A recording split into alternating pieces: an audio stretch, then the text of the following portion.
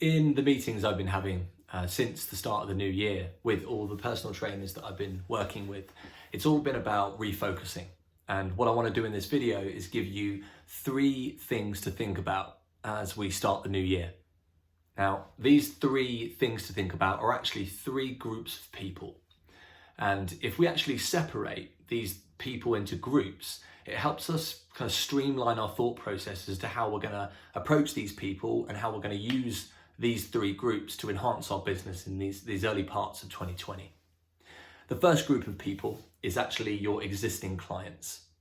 And when we sit down to actually think about our existing clients, we're going to ask a couple of questions.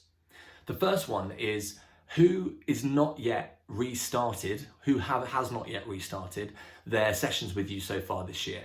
Have you reached out to them? Do they need a bit of encouragement? Why haven't they reached out to you so far? Do you need to support them in a slightly different way?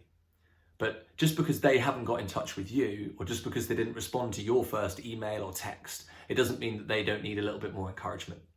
So we need to make sure that they get back in touch with you and get back into training. Now, the second question on that first group is, which of your current clients are super motivated right now?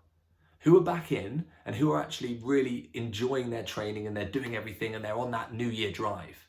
Because these are the people for you to approach and figure out and ask, do they want to up their training with you from 1 sessions a week to 2 a week, or from 2 to 3?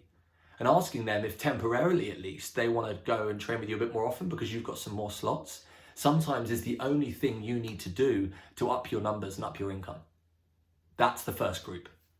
The second group is a list of people who you actually have reached out to in the latter parts of 2019 and done some form of assessment, consultation, or taster with.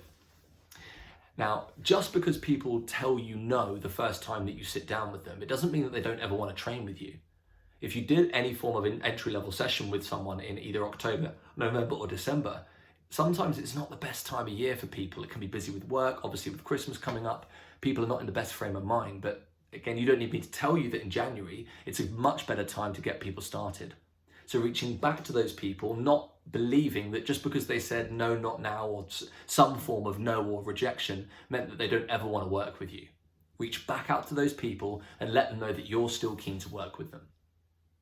The third and final group is obviously new business. The people that are in the gym, in your studio right now, that need your help and attention. Get busy. Let's get busy talking to people. You should be interacting with these people who aren't your clients and haven't ever been your clients as much as you possibly can. Make sure they know who you are and what you can do. But more importantly, you should be asking them what their goals are and asking yourself, what ways can I help this person? How can I be of help and of service? So there we have 3 groups to think about. In summary, you have your own clients, you have people who you have previously attempted to sell to and offer your services to, and then finally you've got a new business. Let's approach your business in these 3 different ways in this early parts of 2020 and see what we can do. Onwards and upwards.